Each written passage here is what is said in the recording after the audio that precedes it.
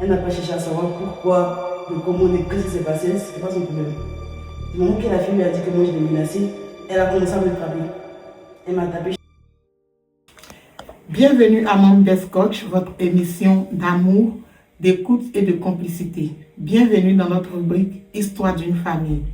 Aujourd'hui, nous recevons la sœur Ariel qui va vous partager sa part du psaume 78. Bonjour Ariel. Bonjour maman Patricia. Merci d'avoir accepté l'invitation sur le plateau de Mom Best Coach. Je vous remercie de m'avoir invité, c'est un plaisir. Un plaisir partagé. Alors, aujourd'hui, tu as décidé de venir partager ton psaume 78, ton témoignage pour édifier. Qu'est-ce que tu as vécu dans ton enfance? Qu'est-ce qui t'a laissé des traces et qu'est-ce que tu veux nous partager aujourd'hui? Déjà, j'ai vécu pas mal de choses qui m'ont laissé assez de traces. Mais je vais prendre une situation particulière qui, techniquement, c'est ça qui m'a révélé. Déjà, je ne sais pas si ma mère elle va tomber sur la vidéo ou pas. Mais au cas où elle tombe sur la vidéo, il ne faut pas qu'elle prenne ça personnellement ou qu'elle se dise que lui, elle va prendre ça pour mettre ses émotions en avant. Mais avant que, quand j'étais en classe de 4e, ma mère elle a rencontré quelqu'un. Et je peux clairement dire qu'avant la venue de ce monsieur de notre vie, moi je ne savais pas, genre, je savais pas manquer de respect, je ne savais pas tout le temps tenir tête aux gens, je ne savais pas parler, même limite me battre, je ne savais pas, j'aimais pas. Et c'est avec la venue de ce monsieur qu'on va dire que j'ai appris à faire tout ça, à me battre, à détester les gens. Je vais dire un truc aujourd'hui que je n'ai jamais dit auparavant. Il fut un temps, j'ai nourri de la haine envers ma maman. Je détestais vraiment ma maman. Parce que j'avais l'impression qu'elle préférait la fille du mari de son époux face à moi. Parce que parfois, quand on était seulement deux avec la petite, elle faisait des trucs. Et quand maman vient, elle lui raconte, ma mère ne veut pas prendre la version. Au sens parfaitement, dans le fond, c'est pas ce que la petite dit qui s'est passé. Par exemple, il y a eu une histoire avec, en ce moment on était à Boaké, je me rappelle très très bien, je ne vais jamais oublier. C'était un samedi. Déjà, moi j'avais un placard noir que ma mère m'avait donné. Et elle m'a demandé de partager avec la petite.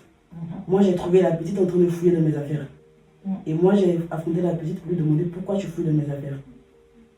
La petite, elle a tapé une scène, elle a commencé à pleurer pour dire que oui, moi je l'ai menacée parce que je l'ai trouvé en train de pleurer. Ce jour-là, maman m'a frappé. Elle n'a pas cherché à savoir pourquoi, de comment, qu'est-ce qui s'est passé, c'était pas son problème. Du moment que la fille lui a dit que moi je l'ai menacée, elle a commencé à me frapper. Elle m'a tapé, je t'ai entendu dire que non, c'est parce que je l'ai trouvé en train de fouiller de mes affaires. Maman n'a pas voulu écouter quoi que ce soit. Et après, elle a déconsolé la petite. Cette scène-là, je ne vais jamais oublier. Malgré qu'elle t'a frappé, elle a consolé la petite. Oui, elle a consolé la petite. Parce que son mari a commencé à dire que lui, que c'est seulement moi, je n'aime pas les gens, que j'ai l'habitude comme j'étais là, j'ai toujours été enfant unique, je n'aime pas partager, je n'aime pas tout ça. Ils ont mis tout ça dans le coup en fait. Pour dire que c'est moi, je n'étais pas accueillante. Alors que c'est pas ce qui s'est passé. C'est la petite qui est en train de fouiller dans mes affaires pour chercher je ne sais pas quoi qu'elle a perdu. Mais bon, il y avait ça. Et c'est de là, moi j'ai commencé techniquement à détester ma maman. Et j'aimais plus la petite. Mais après ça, on a déménagé. On est arrivé à Abidjan. Quand on est arrivé à Abidjan, moi, déjà ma mère me connaît. Elle sait que je ne suis pas du genre à avoir des amis. Je ne suis pas du genre à parler aux gens, ce genre de trucs. Donc quand on est arrivé dans l'immeuble où on était, il y avait des jeunes filles et tout. Mais moi, je ne parlais pas avec ces jeunes filles-là. Par contre, la fille de son mari, elle parlait avec les filles-là. C'est elle qui a commencé à parler avec elle. Parfois, les filles me savaient même, je ne répondais pas.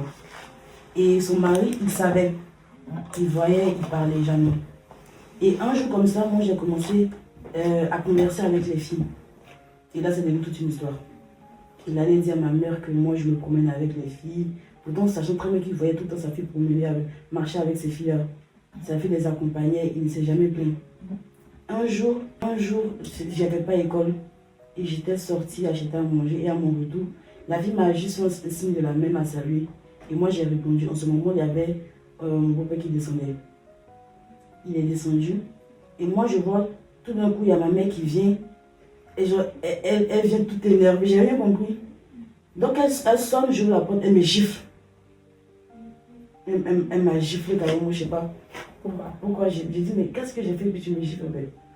Elle me dit oui, que son mari l'a appelé pour dire que oui, moi je ne veux pas balader avec les filles, je suis tout le temps avec elle, elle m'a dit qu'elle ne veut pas que je me promène avec quelqu'un.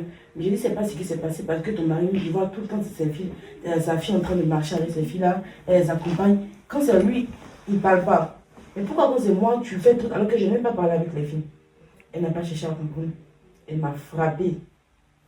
En fait, elle m'a tellement frappée que je me suis dit ce jour-là que c'est pas ma maman. Parce que tu ne peux pas aimer quelqu'un d'autre, pas parce que tu veux te marier, que tu vas oublier ta famille en fait. Et je lui ai jamais dit que son mari a pris une bouteille une fois pour taper sur ma tête. Elle ne l'a jamais su. Il m'a fait tout ça. Il est venu souvent dans mon école pour aller dire que ouais, heureusement qu'à l'école tout le monde me connaissait, je n'étais pas du genre à parler, à discuter, non. Il allait dire à l'école que oui, moi je suis mal poli à la maison. Heureusement qu'à l'école les gens disaient que oui, mais elle n'est pas comme ça en fait. Et souvent ça c'est que maman prenait mes défenses pour dire que oui, mais toi à l'école on dit que tu n'es pas comme ça, pourquoi à la maison tu es comme ça? Alors qu'à la maison je suis devenue comme ça à cause de leur comportement à eux. C'est eux qui ont fait que je suis devenue comme ça. J'étais pas comme ça, j'étais pas du genre à m'élever, j'étais pas du genre à discuter. Aujourd'hui, ça fait que je ne veux pas laisser quelqu'un mal me parler. Je me dis que ce qui doit arriver, va arriver. Parce que si je suis arrivée. Même si j'ai fait, j'ai pas fait. J'ai pas fait. Déjà, une fois, ma mère m'a appris que souvent, c'est pas toi qui ne sais pas ce que tu vas dire qu'à compter. Donc, moi, je me dis, mieux vaut faire et après prendre pour casser que de ne pas faire, puis après finir à accuser de quelque chose que tu n'as pas fait. Donc il y a ça qui m'a vraiment... Et jusqu'à présent, il y a ça qui fait que c'est vrai que j'aime ma mère. Mais ce petit côté, je suis un peu bloquée. Ça t'a laissé des traces. Et c'est vraiment bien qu'on en parle. Parce que je pense que, comme j'ai dit tout le temps, cette plateforme-là, c'est une plateforme de guérison, de restauration et de délivrance. Ta maman n'a jamais su que toutes ces choses-là étaient dans ton cœur. Si. Un jour, une fois, après qu'elle ait divorcé et tout ça, on est en train de regarder un film à la télé. Et il y avait une situation comme ça, un peu similaire, où le monsieur, dans la série, le monsieur est en train de maltraiter ces gens de sa famille à cause de sa femme et tout. Et il y a une maman a fait commentaire pour dire que lui, quand vous vous mariez, c'est comme ça, vous vous comportez. Et je lui ai dit que c'est ce que toi-même tu faisais. Mais jusque-là, elle n'a pas capté ça comme ça. Elle a commencé encore à me prendre la tête pour dire que ce jamais s'est énervé. C'est son petit frère qui nous a dit que non, il faut te calmer, c'est une petite fille, c'est pas ce qu'elle dit. Je savais très bien ce que je disais. J'étais consciente de ce que je disais. Parce que j'ai vécu ça. Toi, tu n'as pas regardé que je vivais ça. Tu m'as fait ça. Mais quand j'ai dit ça comme ça, elle a commencé à se plaindre pour dire que oui, moi je t'ai pas fait ça, j'ai quitté mon mariage pour toi, tout ça. Et puis bon. C'est juste que j'ai essayé quelque part de lui dire, mais elle a sonné la trompette. Elle a juste pour ça d'un sentiment personnel. Donc, ça sert à rien d'en parler. Après avoir vécu tout ça avec ta maman, en dehors du fait que peut-être qu'elle s'est laissée embobiner, parce que on est tous d'accord que une maman ne peut pas faire son enfant et ne pas l'aimer. Tu vois, donc il y a eu une période de sa vie où les circonstances ont créé ce que ça a créé. Mais qu'est-ce que tu penses réellement de ta maman? Ouais, je ne cesserai jamais de dire que ma mère c'est toute la vie. Ma maman, elle a toujours été mon père, elle a toujours été ma mère. C'est vrai qu'au bout d'un moment de la vie, jusqu'à ce qu'elle voulait son mariage, tout est parti de, je sais pas, voilà. Mais ça a toujours été une maman prête pour moi. Elle a sacrifié la vie, ça lui fait beaucoup de choses pour moi.